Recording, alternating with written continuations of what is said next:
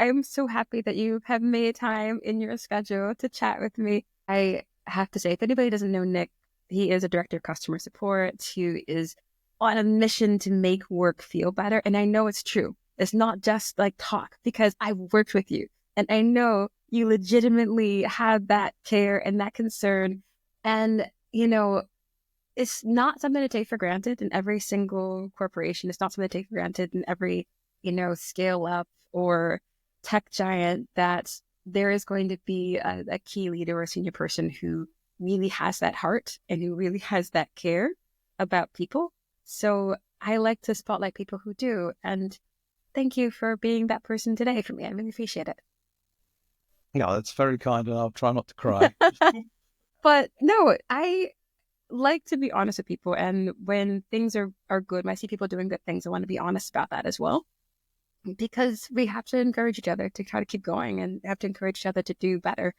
And that does take, acknowledging the good things, even if it makes every single British person I know completely blush. But it's fine. It's good for you.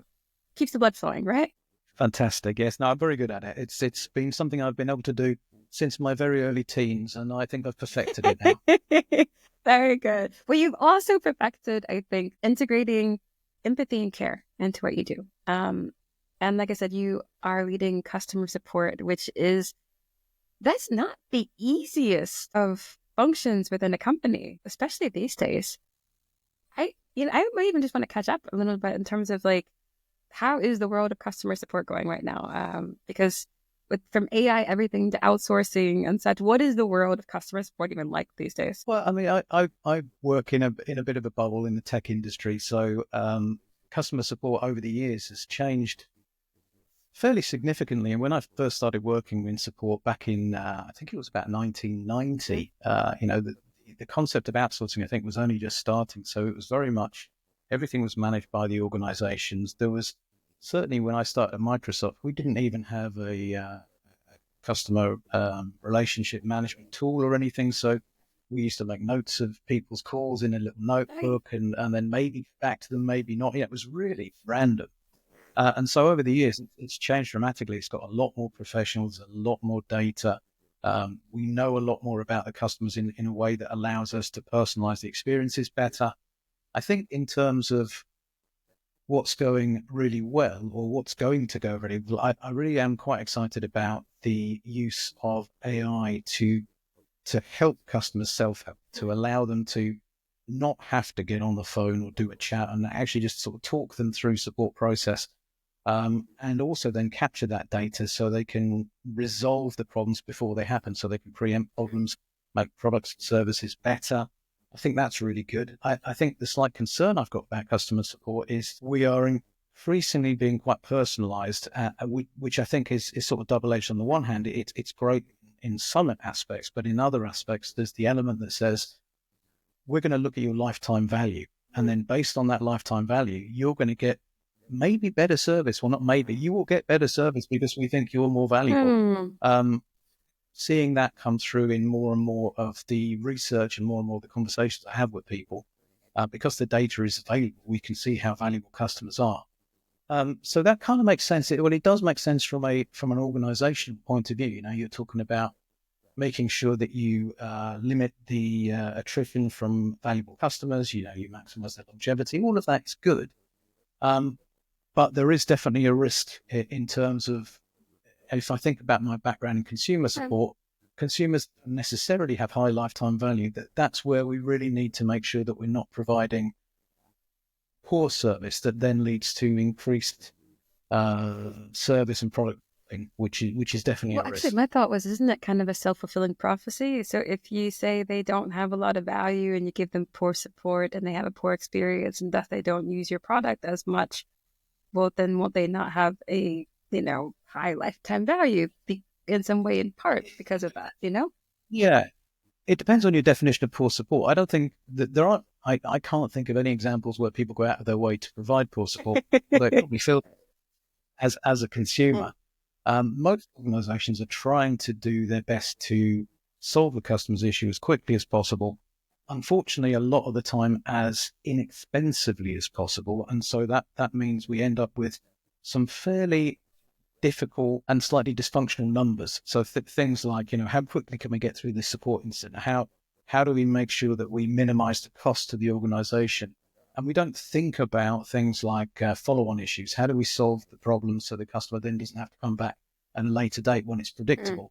How do we make sure we don't have the problem in the first place? So whilst we're doing this, make it as quick as possible, make it as cheap as possible, there's a whole load of other work that should be going on that says, let's make sure we don't have these problems. Let's make sure that we take all of that data that we gather and we make it as easy as possible for customers to just have a great experience with our product or with our service.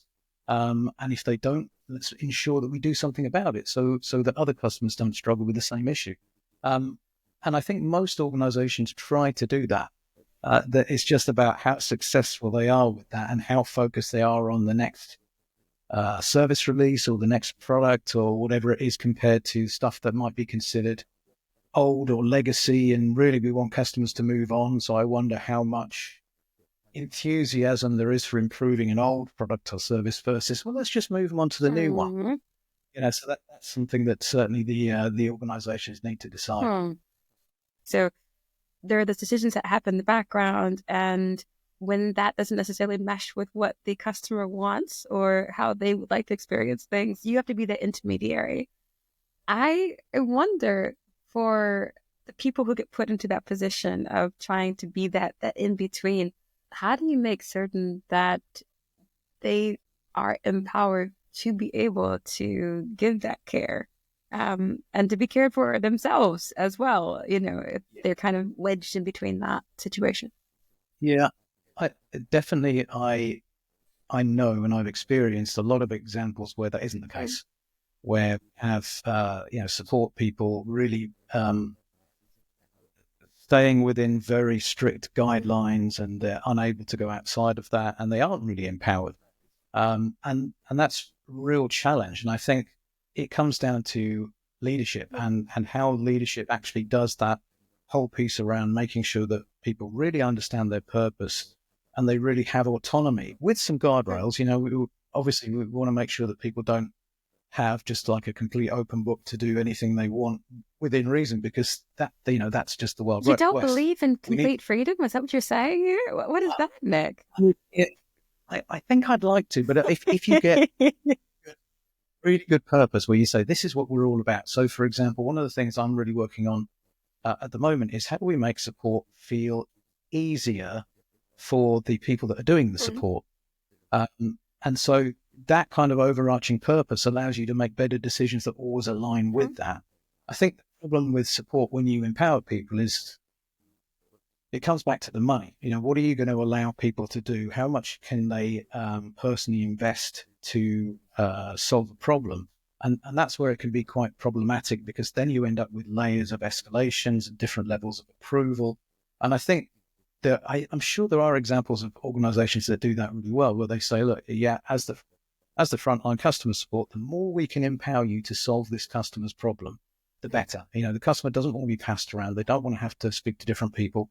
They certainly don't want to have to repeat the same thing multiple times, which is incredibly infuriating.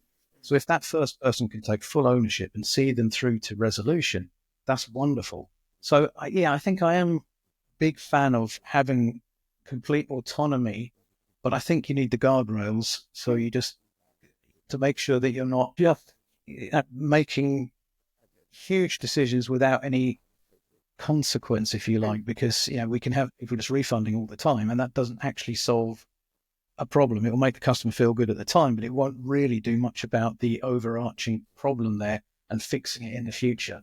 It's a really good. I don't really have a good answer for you. Well, actually, I was just thinking about how broadly that actually applies in other aspects of just organizations in general. So this whole question of how much autonomy do you give a team, and autonomy has responsibility to it, and it has expectations, but it also needs to have empowerment and support, that goes along with it. And so when we say, we're going to give these people, this autonomy to do these things, well, okay, great. Do you have the support for it? Do they have the training for that? Do they have, the resources for these things? Do they have, and this is just even beyond decision making within CS, but you think about, in various aspects when you have different kind of teams and team leads and things like this, and they can do things in their own way, and you want to build that sense of autonomy. how do you make certain that you still have some quality control that you can build in there, and that support and ensure to make certain that people are doing the best they possibly can. Yeah, every time you do something that is sort of non-standard, you're kind of setting a precedent as well, which, and of course, with social media, then gets out, everybody expects it. So being able to manage that really effectively, being able to help people understand the context of the issue, I think is really important. But I don't think that's as difficult as we make out. I think the problem usually is that the people that are trained to do the frontline work typically do have processes to follow, and they can be quite rigid. And I'm sure most people will have experienced a time where it feels almost like a broken record. You keep the same thing back. And that's the real challenge, because it sort of dehumanizes the experience. Whereas what you actually want is to have a conversation with somebody where they can understand the problem that you've got, understand what it is that you're trying to get as a resolution, and then figure out what can they do within the sort of guardrails of sensible solutions to help you move forward. And that isn't always the case. And I think there's definitely a lack of trust on the leadership side a lot of the time. So they say, right, we'll lock this. We're using a less expensive third party to provide the support. We don't trust them as much, so we're going to lock them down in terms of the process. If they have an issue, they can escalate to something we do trust a little bit more. And it doesn't really provide a great customer experience. Now, for the majority of issues, if they're really simple, that can work brilliantly. But as soon as you get into something that's more than transactional, you need like a short-term relationship with the person in support, so they can really, listen, understand, empathize, and solve. So you go away thinking, "Oh, it's great." Ideally, I don't want to have that conversation, but I want to go away thinking, "Okay, they actually cared about me and they solved my problem." That's cool. Can I just interject one thing? When I audit different organizations and we have different conversations about how people are actually doing in that company, I oftentimes will hear from people in CS who can feel burnt out. There's a lot of demands when you have constant 24/7 empathy. How do you make certain that you're caring for those people who are caring?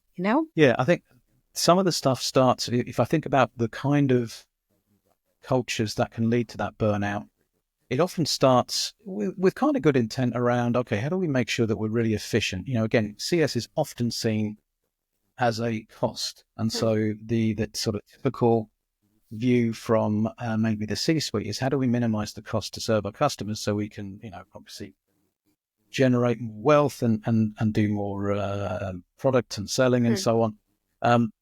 The way I think about CS is it's more about customer retention and longevity. So if you get CS right, which includes not needing support in the first place, then you're more likely to have your customers stay. Now, there's no guarantee of that, because customer loyalty is, of course, it's really complicated. It's based on a whole load of stuff around, proximity, cost, and all those sorts of things. Support and help, I think, but I'm not a huge fan of saying support is the deciding factor. I don't think it is. And maybe it is in some very niche cases, but for the majority of the time, you want support to be as simple as possible. So if the customer does have a problem, they get it solved easily, and then they get on with their lives. I think that's what it's all about.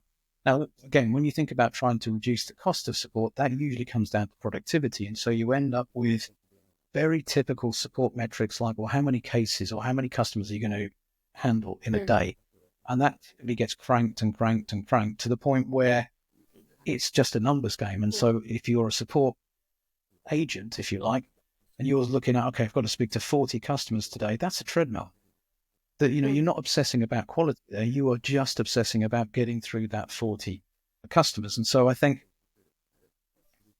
there's a really good book by Cal Newport called Slow Productivity, where he talks specifically about obsessing over the quality.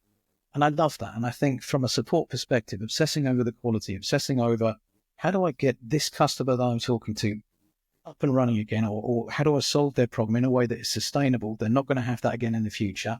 And if possible, I'm going to take that information and solve other customers so they don't have that problem in the future. That's wonderful. But that makes it really difficult to plan your resource, because then, okay, well, how long is that going to be? I mean, that could be completely random. So I think the problem is comes down to how we plan and measure support often dictates the quality of that support. And it's just really easy to look at productivity and say, right, that's the goal that we're going to go after. And usually we throw in a bit of customer satisfaction as well to sort of give you some kind of balance. I think that's what leads to the burnout. And so in my experience, the thing that you can do to counter that is to really focus less on the quantitative metrics and really focus on qualitative, and figure out how to help people feel really included. Giving lots of opinions, asking for opinions from the people that do the work, asking what gets in their way, helping them understand that the whole role of leadership is to support their success. And then really pull back from those productivity metrics, not to the point where we want people to be sitting around doing anything, of course. You need to be really reasonable. If you're going to look at productivity at all, then look at it in terms of, I don't know, statistics over a long period of time and look at standard deviation. If people are within a couple of standard deviations, it's probably fine. If they're outside of that, be curious. Okay, I wonder why that is. Are they handling really complex issues? Are they handling difficult customers? Quality monitoring is very good for that kind of thing, where you can listen to the couple, where you can read the customer and the agent's exchanges and say, okay, well, is this what we're looking for? Because if it is, that's great. And then if you're going to do some planning, plan around that, that sort of standard deviation thing, and don't be constantly trying to increase productivity, because there will come a point where you are going to have long-term negative impacts, because the gap, the time between people getting burnt out and it actually appearing in your numbers, that can be a while. And before you know it, you've got a big problem with attrition, which is going to take you months, if not years, to recover from. And if you don't fix the issue in the first place, you're never going to recover, and you just get, a reputation for having crappy support. And that happens a lot.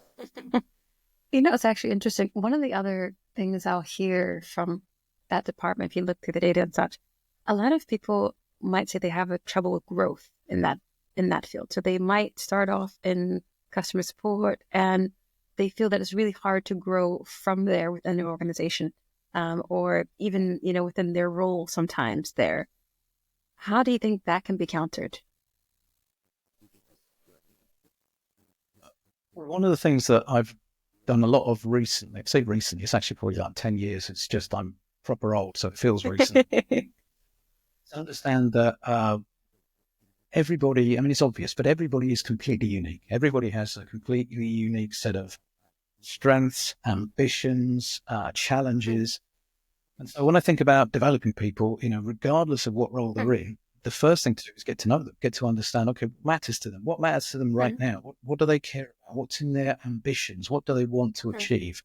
And that's going to be completely unique for each person.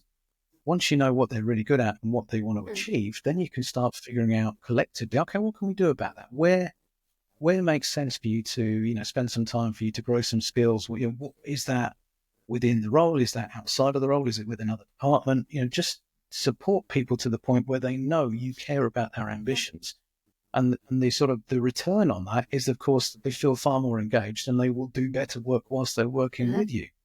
So there's no downside to it, but you have to appreciate that it's not about a competency toolkit or something like that. Everybody has very unique strengths and ambitions, and they change. What's important for somebody today, in 6 months' time, their personal life could have completely changed, and they'll have a different set of ambitions or a different set of things that they want to achieve. Staying in touch on that and discussing it on a regular basis, I think, as a manager, as a leader, is really critical if you want your people to feel cared for and that their ambitions matter. That's actually interesting. Ambitions do change over time and things like this. I'm curious for you. So you've been, you worked at Microsoft for 13 years and such? 28. Whoa, how really? It was so long I had to cut my LinkedIn profile down. 28 years. My gosh, that is. I went in 1990 at the tender age of 7. I was a long time, and so that was through Bill Gates era, the Steve Ballmer era, the Thatcher. I was there for for a very long Okay, time. because you're talking about growth and things like this, and I wonder, like, what does it take to keep a person happy and in a, like you were in a company for nearly like 3 decades practically in that sense. How do how did you keep yourself feeling that there was some positive direction, some growth that you were doing in your own life to be able to do that? What's something that someone else could be able to do for their team to make certain that their people can stay and can grow as well?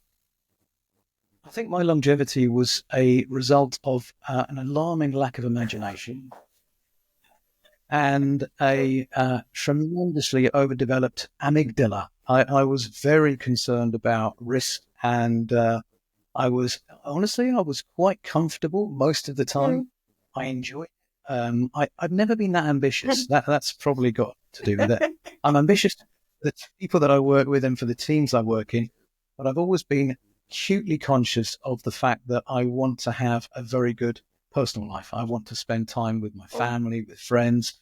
I've never been the kind of person that wanted to, achieve great work success, which is handy because I've had quite a mediocre career. But I feel good about it because the balance was there, and I still feel good about it. I get to do work that I really enjoy. I get to help other people be successful, and I get to have enormous flexibility in life, which is, worked out very, very well. So I think 30 years there, it was also very fast. Lots of stuff changed. It wasn't like I was just surfing the whole time. I had lots of different jobs there, and it was huge. I think it peaked at maybe 120,000 people, maybe more. I have no idea. But there were lots of different roles, and I got to do stuff that I couldn't have dreamt of. I got to travel. I got to with some incredible people, and I got to experience, I think, the best and maybe not the worst, but certainly some very difficult experiences at work as well, which this stage of my career, really valuable. You don't want to have a career that is just, oh, everything was fantastic. It was really easy. I had some difficult times as well. And that really helped me with perspective and also empathy for other people that are, in challenges too. So I think I grew a lot. I learned a lot, and I found it quite, I suppose looking back, quite a joyful experience really in the overall scheme of things. I wonder then, how did you process that time? So after Bolt, you had this period of almost a year, like between different things. As a person who is such a person who is risk averse, and you're like, you like comfort and you like stability and things like this. How do you process that? And what do you learn from that period of kind of being between, high pressure job to another kind of also at least high level job in that sense, My initial thinking, I've always been quite good with money. I've never pursued money. I've always seen it as like it's a tool to achieve things. So I've never had that fear of spending or anything like that. By sheer chance, when I left Bolt, I was old enough to start drawing on my pension. Oh, sweet. So so the risk wasn't there. So there wasn't any wild panic in terms of, oh my God, I've got to pay the mortgage, all that kind of stuff. I've also got an incredibly supportive wife who has really looked after me over the years. So that's worked out really, really well. I think the other thing I was able to do when I had that time, I used it really effectively. I'd just come out of a lot of health issues, physical and mental, and so I spent some time, really just fixing myself, which was incredibly helpful. A lot more being careful about what I eat. Physical activity, getting some therapy. Reading a lot of books, that kind of stuff. So I looked after myself. I think I got a lot better. And then I started volunteering as well, and volunteering has blown my mind. It's probably one of the most rewarding things I've ever done. I wish I'd started it a lot younger, but I volunteer for the British Divers Marine Life Rescue and the National Animal Welfare Trust. So looking after seals that are in trouble and looking after dogs that are in trouble, and it's wonderful. So I've really enjoyed that. And I also thought, I need to be a bit more James Bond in case there's a zombie apocalypse. So I took up Krav Maga and learned a self-defense system. So yeah, I had a really good year. genuinely So loved you it. were basically fun employed. So I'm picking up on that. So it wasn't like you were unemployed, you were actually fun employed. You were doing. Yeah, that's a good way of saying it, actually. Yeah, I really did enjoy Right. it, to the point where when I got offered this job that I'm doing now, which I love, when they first offered it, I thought, that sounds really difficult. I'm not sure if I want that. I quite enjoy not working. And I'm really glad I took it, because it's been great. But there was definitely, probably, as I was going through the interview process, and each interview, I was like, that sounds so difficult. And then I think about, I can just go and have a stroll on the beach with the dogs. Yeah, don't really want to do that. So yeah, I'm definitely, I really enjoyed my time off, and I am looking forward to, retirement in a few years. Because I think if there's stuff for you to do, it's great. I'm not the kind of person who would just sit around doing nothing, getting bored. I think I'd definitely go back into the volunteering. I don't know if I do any more, martial arts or self-defense, because that was hard, and I'm old, so I don't know if I do much more of that, but definitely the volunteering was just beautiful. I love it. Okay. Well, I'm glad that your wife kicked you out the house and told you to do something else with your life and such, because Yeah, it means I get to learn from this next chapter of your life as well. So I appreciate that. But I absolutely. love, though, that you gave yourself the time. I love that in the sense that you made the most of the time. I know so many people between jobs, also it's a difference of generation and economic reality, but the stress is so high, and the anxiety of always looking for the next thing and always pushing for, like, I need to get this next, I need to get this thing lined up, I need to get that. Um, it can take away from the moments that you have to do the thing that you have right now, and that is to live. As you say that, I'm incredibly privileged. Mm. I've been for a long time in big tech companies.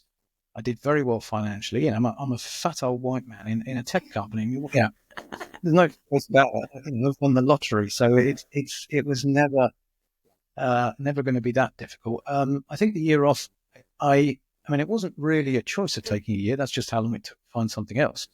But I wasn't in a rush. And again, incredible privilege to be in that situation where I'm not in a rush. I can draw my pension, financially sound.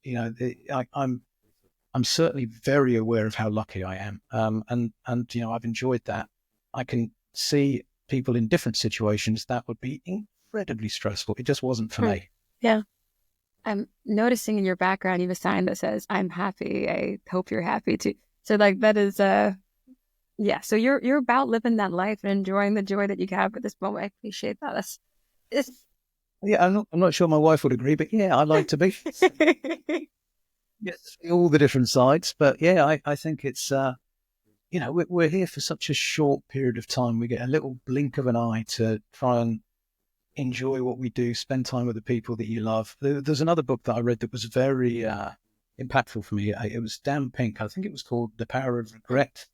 And he talked about things that people regret at the end of their lives. He did loads of interviews with people at the end of their life and asked them about regrets. And it really reinforced that, certainly, what I took out of it, and I'm going to do a terrible job now of giving you a synopsis, but there were a bunch of different types of regret. But what I took from it was, it's all about the people. It's about the relationships. It's about the people that you care about. Demonstrate that by spending time with them, by building those relationships, by nurturing them. The material stuff is lovely, but it's very short lived. The decision making, I think, was a big one, in that he talks a lot about people regretted not taking risks. And I'm very conscious that, like I said, I've got this incredibly overdeveloped amygdala. So I'm very risk averse, but I've tried to take small actions that will just push me a little bit outside my comfort zone. And I'm getting better with that. My comfort zone is expanding as I take these tiny little risk experiments, as I like to call them. Because if I position them as experiments, they don't seem quite so daunting. So that's worked really well for me. I love that. Actually, I have so many friends who are in the risk averse type, particularly the ones who are lawyers and such. And they, Yeah, you know, yeah. no, I'm just thinking about how that gives me hope for them, that they can expand their comfort zone at some point in their lives. Yeah, it's difficult though. It is a journey because I used to spend all my time thinking about the future and getting very anxious. I think I've lived with anxiety most of my life, and I think that's why I was so risk averse. And then taking very small steps um, to challenge it as experiments. To if I think about like one of the big things, I had a lot of social anxiety, and so I would, at least I thought I did, I would avoid social situations and get stressed about them. And so I started experimenting by basically going into social, environments and not relying on a ridiculous amount of alcohol or something like that, and starting to experiment to see how it went. And it was a roller coaster. But now I feel pretty comfortable. That comfort zone has expanded, and I don't feel socially anxious anymore. I mean, maybe some people wish I did, but It's kind of funny because you strike me as a very gregarious person and very, conversational, and you seem very at ease with people. And so, that's very kind. Thank you. I think one-on-one, I feel much more comfortable with. When it's a group situation, certainly that's something that I've struggled with in the past. So if you say, hey, we're going to go to a party later, won't that be fun? I'm like, no, that won't be fun.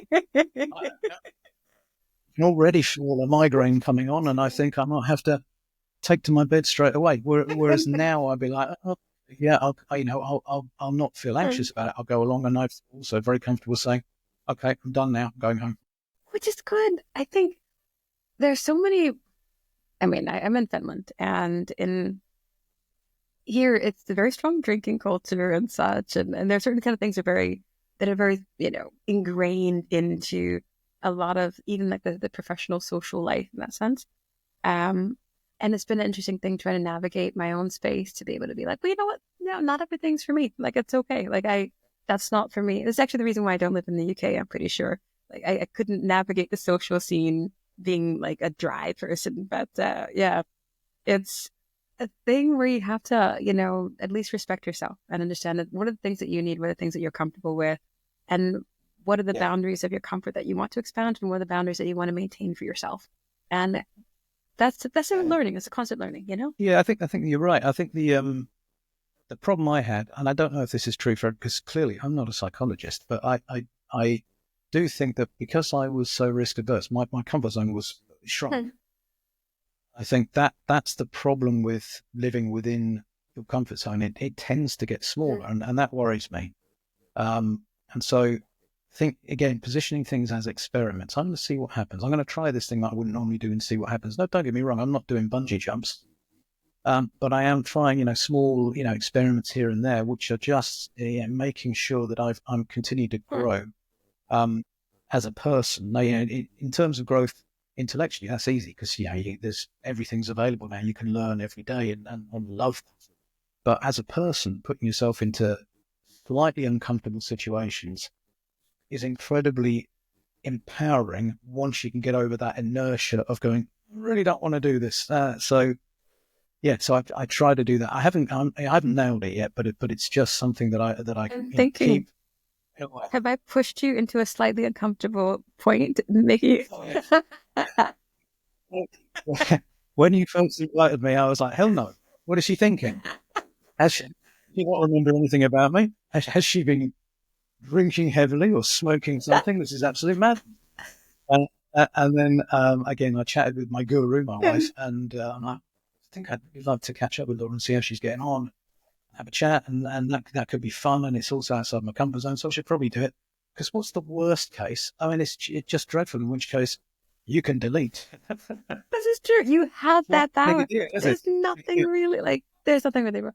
But I do. I mean, you're a terrified person, but this has been okay so I'm far. so glad I have not, completely petrified you at this point. But one thing though, I realize some of the most fantastic people I know, people who have the biggest hearts and they care so much and they're doing so many great things, are also amongst the most humble people that I know. And they feel uncomfortable talking about, things as if they're experts. Actually, I had this one chat with this person, Lena. She's fantastic. She's been helping people in Palestine to be able to get employment elsewhere, like a couple hundred people that she's been able to mentoring, and get different spaces. I can link to that if you like. But she was, in the middle of our conversation saying, oh, she's not really an expert at this. She just does stuff. I'm like, I don't know anybody who does that, at all, let alone better, like, but there are these things where I would love for the people whom I see doing good things, just to be able to be seen for doing good things, Yeah, I think it's difficult because if one of the things I really value about people is humility. I like people to feel comfortable not being the smartest in the room, which has never been a problem for me. But I know that there are people that find that quite difficult. I'm very enthusiastic about changing my mind, about you give me new evidence, I've changed my mind. I don't need to be a decision maker, so I think that comes quite naturally to me. I still, because deep down I'm 7 years old, I still very much admire super confident people. And I have to remind myself that not to conflate confidence with competence, which of course is something that we are tremendously good at. So it's something that I admire. I would love to be super confident, but I think if I was, it would be a very different experience, and I wouldn't want to lose my focus on other people. I don't know. I mean, I'm sure there are people that are confident, and they're also wonderful, wonderful people. Tom Hanks, no idea. Might be. Seems it. Might be an absolute dick. I've no idea, but he seems like a great guy. So I'm sure it does if exist. ever I meet him, I'll fill you in and let you know. Like, I'm curious because you're the person I know who's always trying to grow. You're always like, you're doing something. I'll stalk you on LinkedIn and you'll be like, talking about your marine animals. You'll be talking about your new things, your new hobbies you're doing. You'll be talking about some new book that you've read. You'll be talking about how you've grown. And that is just you. I love that about you. Thank you for doing that. I'm curious though, how are you growing right now? Like, what's the thing? So you got off that year of investment, of self-investment, and you're still growing, but how do you want to grow now? That's a really good question. I mean, definitely growing still because I'm in a new organization. I'm learning a lot of things about a different culture, a different way of working, which is incredible. It feels quite challenging. I'm getting, at least I'm trying to get a little bit more technical because it's quite a technical role that support. And so I'm not going to spend 20 years getting up to speed with the people that I work with, but I'd like to clue. So at least I have some understanding and some empathy for what they're doing. So I'm working on that. That's a big growth area. I get to drive back to see my grown-up children and my grandchildren. I get to drive there every 2 to 3 weeks, which is about a 4.5, 5 hour journey. And so I podcast and I listen to books constantly. And I love that. I've listened to some amazing podcasts and I keep trying to find new ones to listen to that are things that maybe I don't immediately think, well, that seems fascinating. So I try to keep it a wide, sort of scattergun approach. And then I rabbit hole a little bit. I've done some physics stuff. I've done a lot of health and the gut biome, which is very trendy at the moment. Lots of work-life stuff, lots of leadership stuff. So yeah, I find it all really, really interesting. I just finished the book Revenge of the Tipping Point by Malcolm Gladwell. Love him. Something about his voice just really relaxes me. So and it's a fantastic book. So yeah, I'm spend most of my time learning now when I'm driving, but I do build it into my day, and I can easily rabbit hole down to YouTube and using AI now to do a lot of research. I spent ages. I got totally distracted learning about quantum physics, which is of no value to me whatsoever. And clearly, I've left it far too late to move into that, established career move. Inspire your day, inspire you to think in new ways and such. That probably some kind of unknown applications for that in your life yet. You never know. This could be a thing. Yeah, I don't know. I don't know if anybody from CERN might hear this and think, do you know what we need? We need somebody with almost no experience. I didn't say it would benefit them in some way. It could benefit you in some way. You see what I'm saying? Like, there's a difference between that, Yeah. Normally, I'd like right hold there, and then after about maybe 3-4 days, and actually taking notes. I mean, this is proper control. I thought, why am I doing this? It was that straightforward, but it was fascinating at the time. Look, I'm not going to say you need to hold yourself back on that. If you want to spend your time learning this thing, go on it. There's no judgment here. Yep. But I'm Yep. curious, let's say if there's somebody else, somebody who's listening in right now, and they would love to know what's something that they might want to learn to do better for maybe the people that they're working with, because that's something you have learned a lot of and you do have a lot of experience. I think that's something you could share. What's one thing you think, a lesson that they could learn? Yeah, I think repeating the part about everybody being unique, understanding what it is that person is good at, helping them investigate what they're good at. I think that's a really powerful thing to do, because often if you say to people, what are you good at? They'll go, well, I don't know. Or they might have a technical answer or whatever.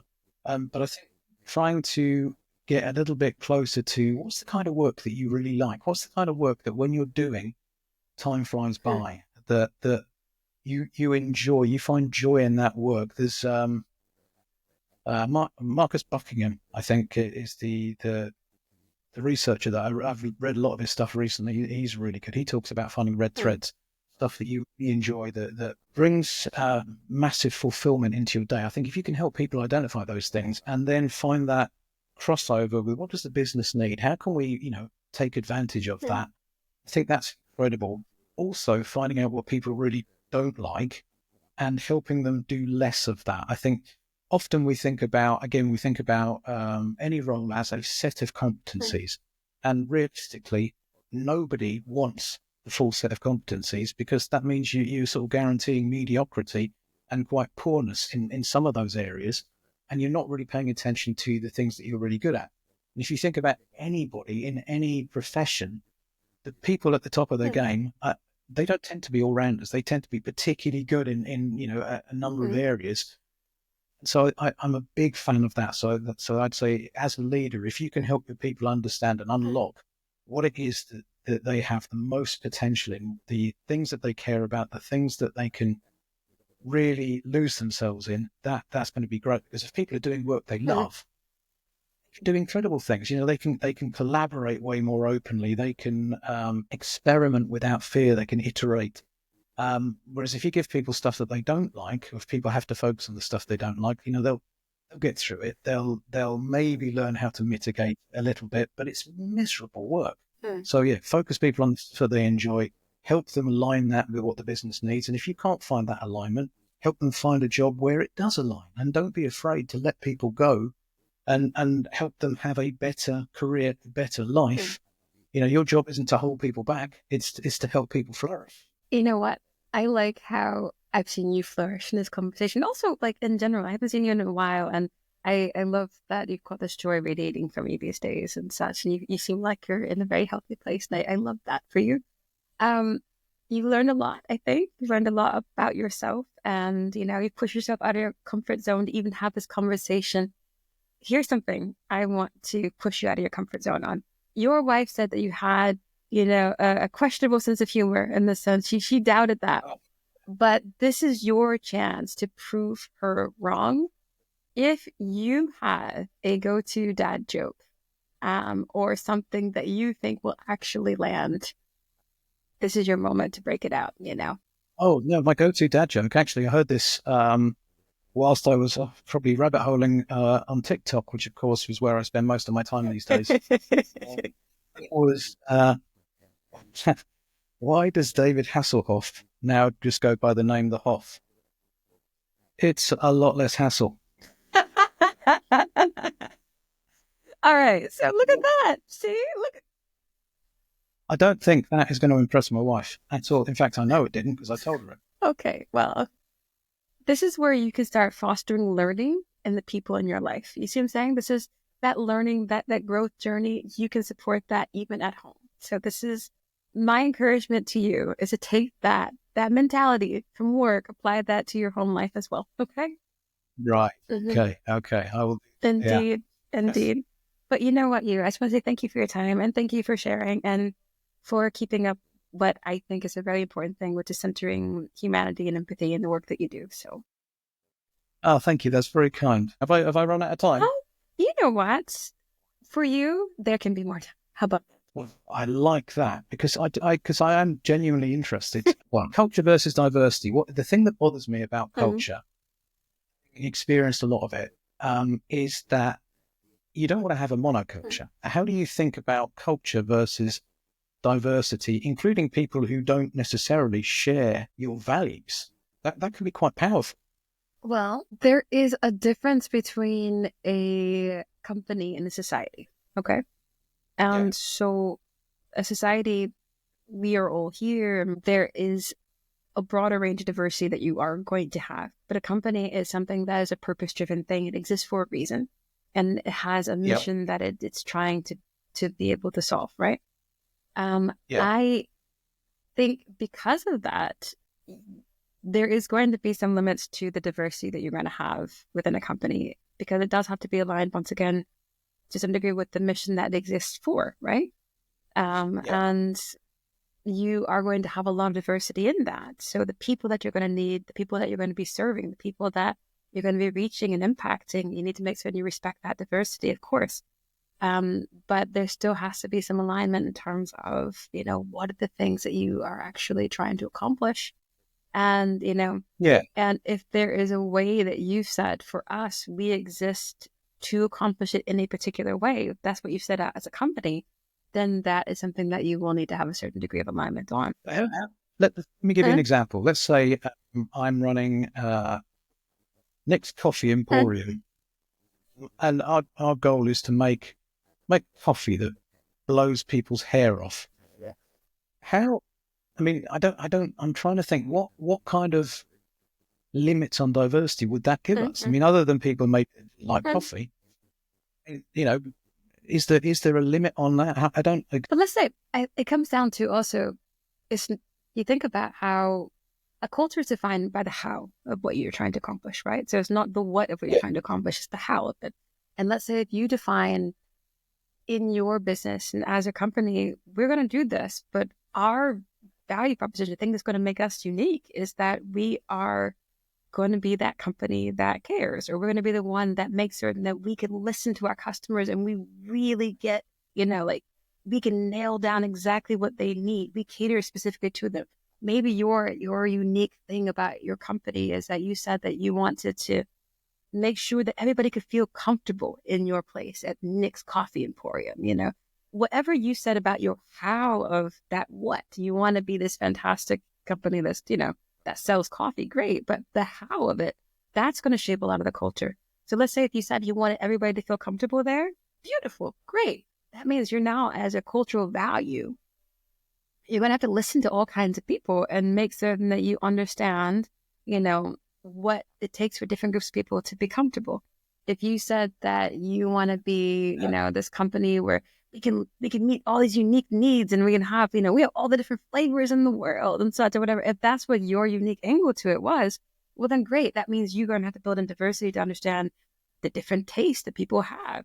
You're going to need to counter, accommodate those different kind of perspectives, and to say, okay, well, this is something that's a valuable thing, because for us, or that's how we're going to try to solve the problem that we exist to solve. Yeah, I actually like that, because I think one of the problems I have with culture and values is how cliched it's become. Like integrity. Yeah, well, that's a value, because so many companies are trying to hire people that lie and sneak around. Yeah, of course not.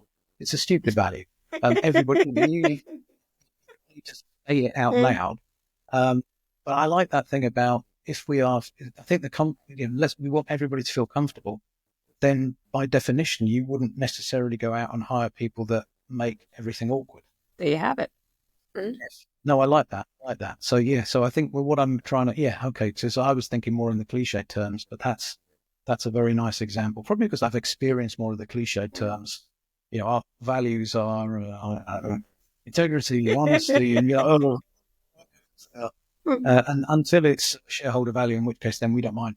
All bets are off. But yeah, so Oh, that's I think it just comes down to understanding it's not an incompatibility to care for people. It's not an incompatibility to listen to people in most cases. If you're in a company that you would choose to work in, or a company that I would choose to work in, there's usually some angle to it where you have to think about people and humanity. That's a big part of the companies that we would choose, and there is going to be some inherent tie to being able to serve that and being able to do better by more people. Um, is Yeah. that in every case? No, in some cases it is just corporate jargon and, and that kind of thing. But the thing that we have the opportunity to do is to be able to choose the places where it's actually meaningful. And our actions and the choices that we make in our everyday lives, that's what makes it meaningful beyond just, employer branding, right? So it's the Yeah. things that you do and the fact that you listen and you care and you ask and you do care about the different people that you're working with and the people that you serve. And that's, and those choices that you make, that's your culture that you're going to build. And that's the thing that people are going to see and share and talk about afterwards beyond any of the buzzwords that you're going to list. Honestly, I feel like that's a book that you should write. That was great. That was really good. No, seriously, that's really helped me. I like that a lot. Thank you. Well, my pleasure. I can't wait to see how else you're going to grow. And I can't wait to hear the stories of the other people in your life that you get to touch and make them better and, through your compassion and through your care. And your teams are going to be good things to be able to see it to grow. So I envy those people that get to work with you. So Well, that's very kind. Thank you very much indeed. you enjoy the rest of your day, okay? Thank you for being in mine. Lovely to see you. See you soon. Okay.